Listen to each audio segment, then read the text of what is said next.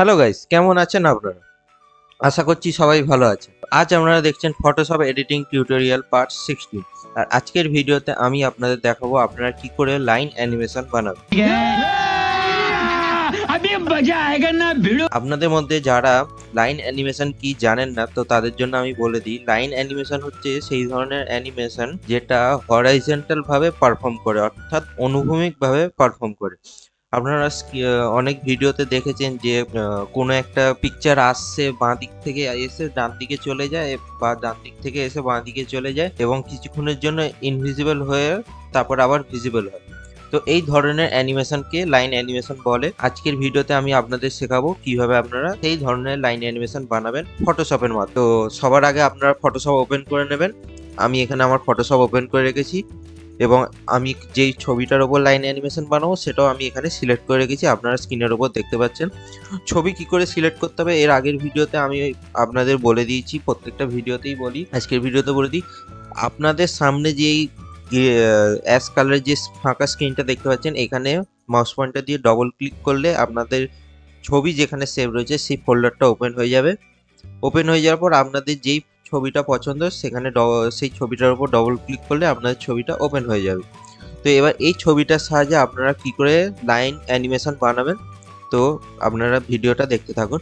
ভিডিওটা 1 সেকেন্ডও স্কিপ করবেন না, কারণ আমি খুব ইনফরমেশন দেবো আপনাদের, এবং আপনারা যদি ভিডিওটা স্কিপ করে করে দেখেন তাহলে কি করে অ্যানিমেশন বানানো হলো, কি পদ্ধতিতে বানানো হলো, কি করে কি টুল ইউজ করা হলো, কোন স্টেপ ইউজ করা হলো, কোনো একটা যদি আপনারা মিস করে ফেলেন তাহলে আপনারা অ্যানিমেশন বানাতে পারবেন। তো ভিডিওটা না স্কিপ করে সম্পূর্ণ দেখতে থাকুন। তো চলুন অ্যানিমেশন বানিয়ে দেখুন। তো আপনারা এবার ফটোশপে ছবিটা ইনসার্ট করে নেওয়ার পর আপনারা কি করবেন, আপনাদের ফটোশপে এখানে যে টুল রয়েছে বাঁ সাইডে, আপনাদের এর আগের ভিডিওতে আমি দেখিয়েছি আগের যে অ্যানিমেশন বানানো, সেই অ্যানিমেশন বানানোতে আপনারা ফটোশপের বাঁ সাইডে যে টুলগুলো রয়েছে দেখতে পাচ্ছেন, এই টুলের এখানে আপনাদের আগের ভিডিওতে আমি যেটা দেখিয়েছিলাম ইমেজ রেডি টুল, এই ইমেজ রেডি টুলের ওপর আপনারা ক্লিক করে দেবেন। ক্লিক করে দেওয়ার পর দেখুন আপনাদের ইমেজ রেডি এখানে ওপেন হয়ে গেছে এবং আপনারা যে ফটোটা সিলেক্ট করেছিলেন সেটাও এখানে চলে এসছে। তো এবার এখান থেকে আপনারা একটা ফাইল অপশানে গিয়ে একটা পেজ আপনারা ওপেন করে নেবেন। দেখতে পাচ্ছেন এখানে একটা ডায়লগ বক্স ওপেন হয়ে গেছে। এখানে আমি নাম বাই ডিফল্টই থাকতে দিই, কোনো অসুবিধা নেই। এবং এখান থেকে আপনারা পেজের সাইজ চুজ করে নিতে পারেন। তো আমি এখান থেকে আমি 500 বাই 500 পিক্সেল সিলেক্ট করে নিচ্ছি। সিলেক্ট করে নেওয়ার পর আপনারা এখানে নিচে একটা জিনিস দেখতে পাচ্ছেন, কন্টেন্ট অফ ফার্স্ট লেয়ার।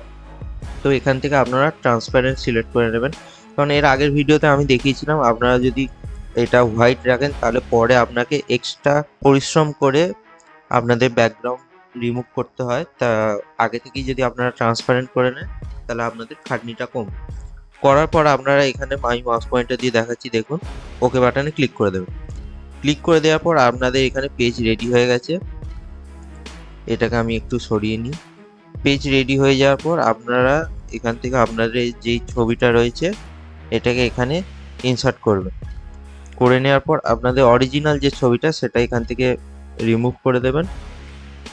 তো এখানে দেখতে পাচ্ছেন আমি এটাকে একটু অ্যাডজাস্টমেন্ট করে নিই, আপনারাও আপনাদের মতো করে নেবেন, কোনো অসুবিধা নেই। তো এবার এটাকে আমি কন্ট্রোল টি করে একটু সাইজটা ছোট করে নেবো। শিফট দিয়ে মাউসের সাথে ড্র্যাগ, কিবোর্ড থেকে শিফট বাটন ক্লিক করে মাউসের সাথে ড্র্যাগ করবেন, তাহলে এটা আপনার সমানভাবে অ্যাডজাস্টমেন্ট আমি আগে করে নিই, তারপর আপনার। তো দেখতে পাচ্ছেন আমাদের এখানে এটা সেট হয়ে গেছে। একটু এটাকে আমি মিডিলে করে নিই। এবার এখান থেকে আপনারা কি করবেন, প্রথম লেয়ারটা অ্যাড করবেন। তো এখান থেকে আপনারা এখানে কপি লেয়ার দেখতে পাচ্ছেন, কপি ফ্রেম, ডুপ্লিকেট ফ্রেম বা কপি ফ্রেম আমি এখানে একটা অ্যাড করলাম। তারপর এটাকে সিলেক্ট করে কিবোর্ড থেকে রাইট অ্যারো ক্লিক করবেন 10 বার 15 বার আপনারা যত মনে করেন। আমি 10 বার করেই করছি একটা রাউন্ড ফিগার নিয়ে। 1 2 3 4 5 6 7 8 9 10। আবার এখানে একটা ফ্রেম অ্যাড করব। তারপরে আবার 1 2 3 4 5 6 7 8 9 10। তারপর আবার একটা ফ্রেম অ্যাড করব। তারপরে আবার 1 2 3 4 5 6 7 8 9 10। আবার একটা ফ্রেম অ্যাড করব। এইভাবে আপনি অনেকটা করে নিন, তারপর আমি ভিডিওটা আগে কন্টিনিউ।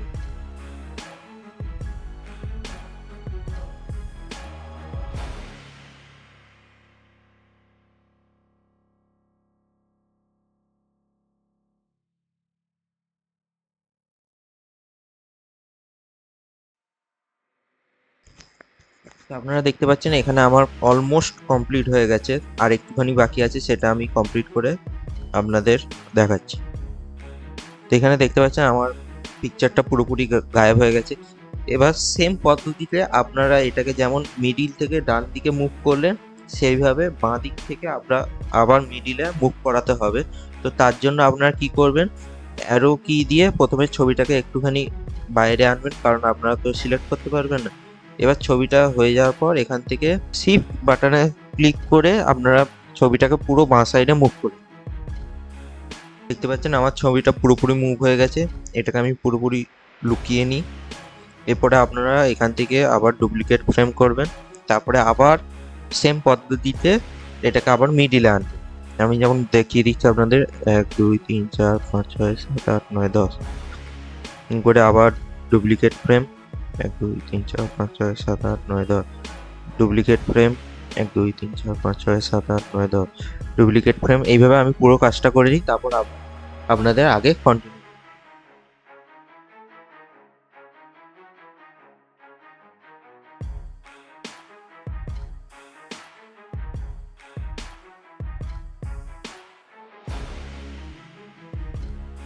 পাচ্ছেন আমার এটা কমপ্লিট হয়ে গেছে।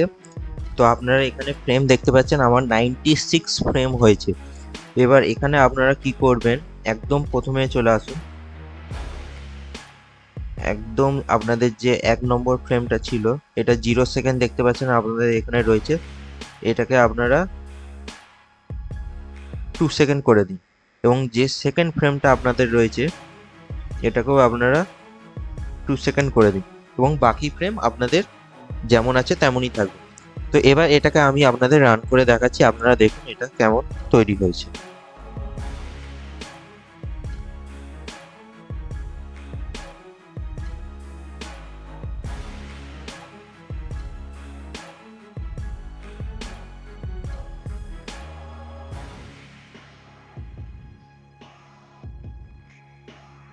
তো আপনারা এখানে দেখতে পেলেন কিভাবে কত সুন্দরভাবে এই অ্যানিমেশনটা তৈরি হয়েছে।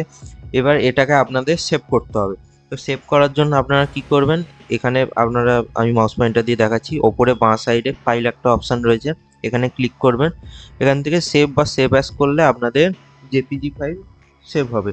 তো আপনারা সেভ করবেন কিভাবে, এখানে সেভ অপটিমাইজ বলে একটা অপশান রয়েছে দেখতে পাচ্ছেন, এখানে আপনারা ক্লিক করবেন এবং আপনারা যেখানে অ্যানিমেশনটা সেভ করতে চান সেই ফাইলটা এখানে সিলেক্ট করে নিয়ে আপনারা এখানে নাম দিয়ে দেবেন, যেটা নাম দেওয়া প্রয়োজন আপনারা দিয়ে দেবেন। দিয়ে দেওয়ার পর এখান থেকে আপনারা gif দেখুন, আমি মাউস পয়েন্টার দিয়ে দেখিয়ে দিচ্ছি, এটা আপনারা খুব ভালো করে খেয়াল রাখবেন।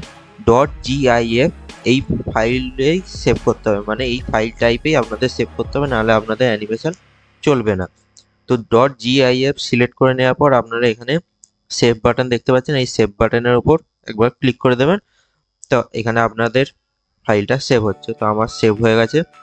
এবার আমি আপনাদের দেখিয়ে দিই আমার ফাইলটা আমি যেখানে সেভ করেছি সেখানে সেভ হয়েছে নাকি এবং কিভাবে সেভ হয়েছে।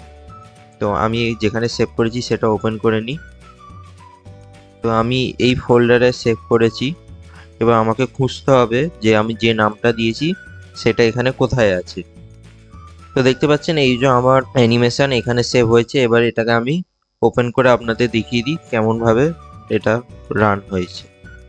তো দেখতে পাচ্ছেন খুব সুন্দরভাবে আমরা যেইভাবে অ্যানিমেশন বানিয়েছি সেইভাবে এটা রান হচ্ছে। তো আপনারা আরো মনোযোগ দিয়ে আরো টাইম দিয়ে যদি ভালো করে বানাতে পারেন তো আপনাদের আরো ভালো অ্যানিমেশন এখানে পারফর্ম করবে।